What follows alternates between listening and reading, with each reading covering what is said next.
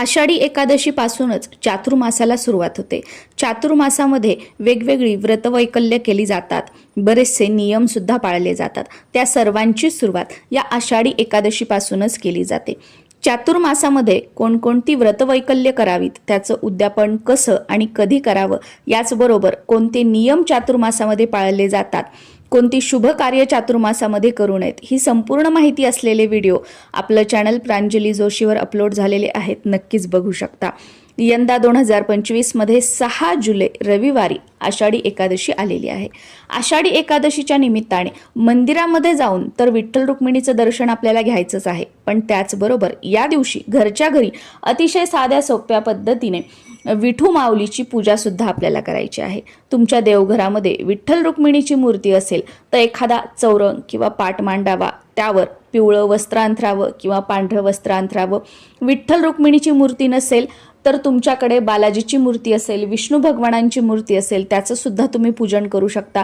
किंवा तेही नसेल तर आपल्या प्रत्येकाच्या देवघरामध्ये बाळकृष्णांची मूर्ती असतेच असती, तर त्याचं पूजन केलं तरी सुद्धा चालू शकतं। सर्वप्रथम दिवा लावून घ्यायचा, अग्निदेवतेला नमस्कार करायचा आणि अग्निदेवतेच्या साक्षीने पूजेला सुरुवात करायची। सुरुवातीला गणपतीचं पूजन करायचं।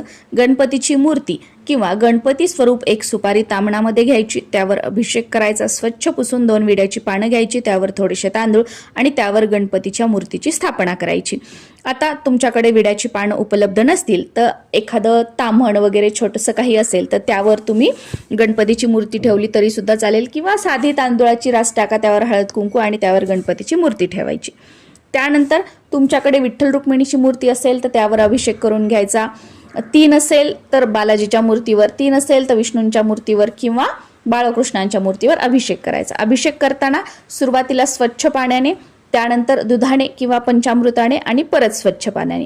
अभिषेक करत असताना तुम्ही पुरुष सूक्त म्हणू शकता किंवा ओम नमो भगवते वासुदेवाय हा मंत्र म्हटला तरी सुद्धा चालतो, किंवा विठ्ठल विठ्ठल जय हरी विठ्ठल, विठ्ठल विठ्ठल जय हरी विठ्ठल हा मंत्र म्हणून अभिषेक केला तरी सुद्धा चालतो। नंतर मूर्ती जी आहे ती चौरंगाच्या मध्यभागी ठेवायची। सेम थोडीशी तांदूळाची रास टाकायची आणि त्यावर मूर्ती ठेवायची आहे। तुमच्याकडे विठ्ठल भगवानांचा फोटो असेल, विष्णू भगवानांचा फोटो असेल, तो स्वच्छ पुसून घेऊन तुम्ही इथे पूजा मांडणी केली, त्याला हार वगैरे अर्पण केला तरी सुद्धा चालू शकतो। मूर्तीला, फोटोला गंध लावून घ्यायचं, त्यानंतर दिवा ओवाळून घ्यायचा आहे, धूप ओवाळून घ्यायची आहे आणि नैवेद्य दाखवायचा आहे। आषाढी एकादशीचा उपवास आहे, त्यामुळे उपवासाचे जे काही पदार्थ असतील त्याचा नैवेद्य दाखवू शकता, किंवा फळाचा किंवा ड्रायफ्रूटचा नैवेद्य दाखवला तरी सुद्धा चालू शकतो। आणि या दिवशी आवर्जून विष्णू सहस्त्रनामाचं पठण करावं, गीतेचा 15वा अध्याय वाचावा, दुसऱ्या दिवशी उपवास सोडावा।